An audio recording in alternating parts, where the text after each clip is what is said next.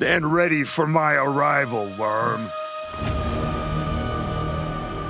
I think a while ago I called off doing commentary content because I believe it activated a very toxic part of me, and it's not fair to put that on others. That being said, I feel as if in some way I have matured since then. I realize I need to script my videos out so I don't act with glee and emotion, and also so I could be better in general, and I should really only come back if someone is making points so terrible yet thought-provoking that it would be worth coming back.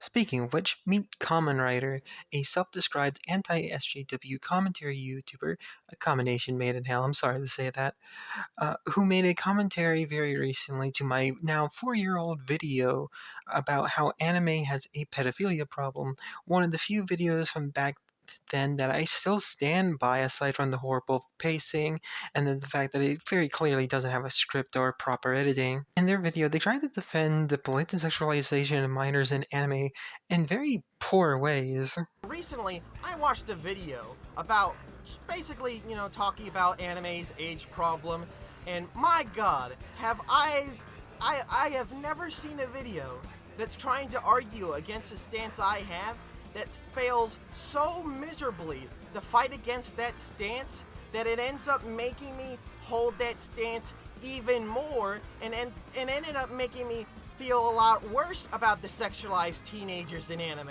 I don't know what any of that meant, but I'm glad you're offended. This video is filled with the typical excuses. Oh, it's just a drawing, man. Yeah, it is. It's not real. Yeah, it isn't. What about real pedophilia? I know, right? It is real pedophilia. No, it's not. Being attracted to children is pedophilia. Being attracted to real children is pedophilia. The definition of pedophilia is an attraction to minors. There isn't a point about whether or not it's different if those minors are fictional, especially since the fictional examples are based on the sexual fantasies of minors. No one's going to argue that illustrated bestiality isn't bestiality. It's not, and the word you're looking for is feral. I'm not really too into feral either, unless the character has something about it that makes it not feral. Like Luna, Artemis, both forms of Blair from Soul Eater, both forms of Rika from Plus Size Self, and that's it. And those characters talk and look obviously not real. Also, Blair and Rika have main human forms too. Okay, fine, I like the main 6 too. You what? Just like how lolicon is based in the sexual gratification from the adolescent form, feral is the same way, but based in the sexual gratification from the animal form.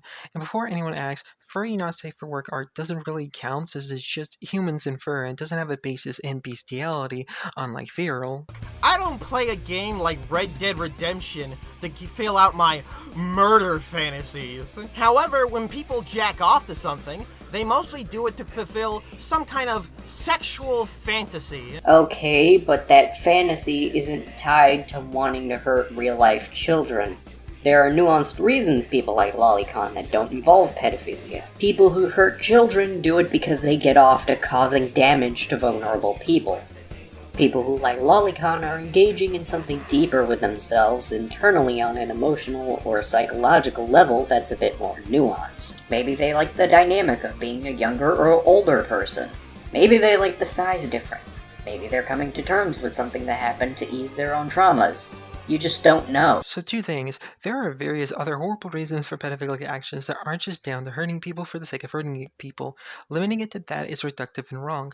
There's an article linked below that describes the other reasons in a better way than I ever could, and it's worth reading in full. Stuff like size difference has nothing to do with the sexualization of minors. It's about size. If it incorporates age, then it's not, size difference, it's just age play, which has been deemed by professionals to be fine and even therapeutic. But I don't think media that portrays the sexualization of minors casually and uncritically in some way normalizes that is anywhere near the same thing as a private thing like age play.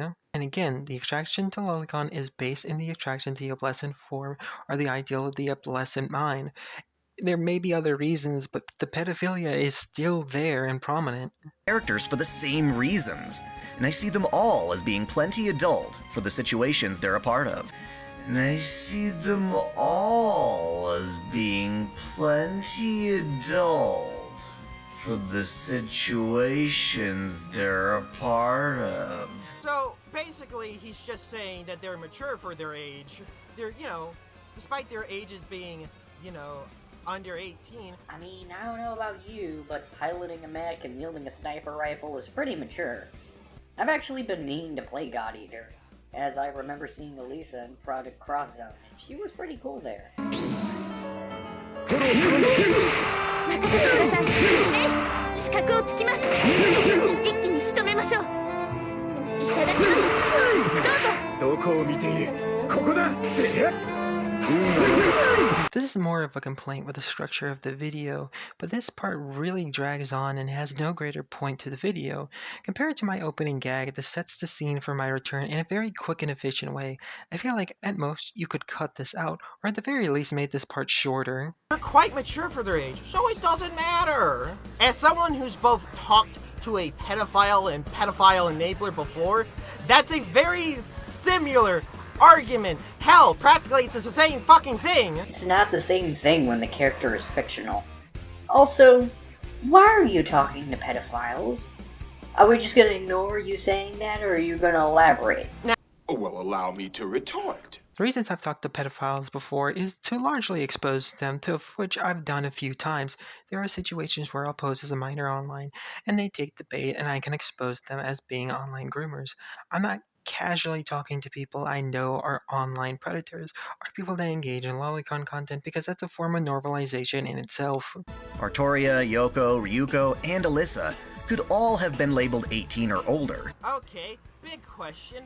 What was it? Why the fuck weren't they labeled 18 then? Saber is actually 35, she just looks 15 as to relate to the audience.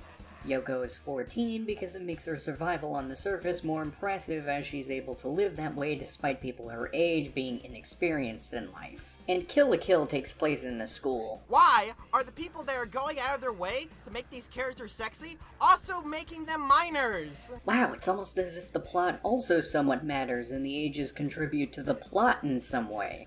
The better question is, why even sexualize these minor characters? Not only is it pointless to the plot, really, if you think about it, if there is a plot reason for a character to be underage and sexualized, I'd argue maybe that just shouldn't be done. It's gross, and like I've said before, it normalizes something really bad.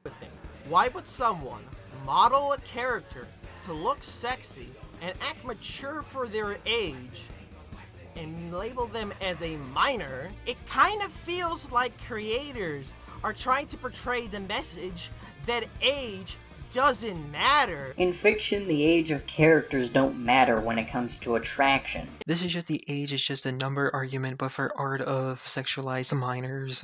Some of its viewers may be genuine pedophiles. That doesn't mean we can blame loli hentai for their predatory behavior should it arise. Someone who indulges in fantasy must be old enough and mature enough to realize that the fiction they're immersed in is just that. Fiction. Now, let's put the first thing to the side, the fact that he found someone that supposedly was made to like minors by anime sexualizing underage women. Well, let me nip this in the ass real quick then. Pedophilia is a mental disorder. It isn't something you can just catch. Anyone genuinely hurting children attempting to blame anime for their actions is lying and using it as a scapegoat for an insanity plea. Clearly, they've never listened to the Mind Electric. Pedophilia being a potential mental disorder, isn't it somewhat dangerous to have media that glorifies and normalizes the sexualization of minors? It's like if someone has a schizophrenic delusion that there's some force telling them to kill people.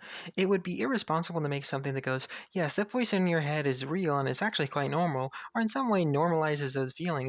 I think that's an apt comparison to make here. Your video really does nothing to disprove the points I made in the original video, and if anything, just opens the video I covered to more scrutiny. And I think even worse, you brought one of the banes of the commentary community out of retirement. Me. Do you know the ramifications of your actions? This is akin to lighting fireworks next to a war veteran's home. Do you have any decency? Have you no shame? God, people like you make me sick. I mean, for reasons other than the whole finding art of minors attractive. Also, what's that about your mother?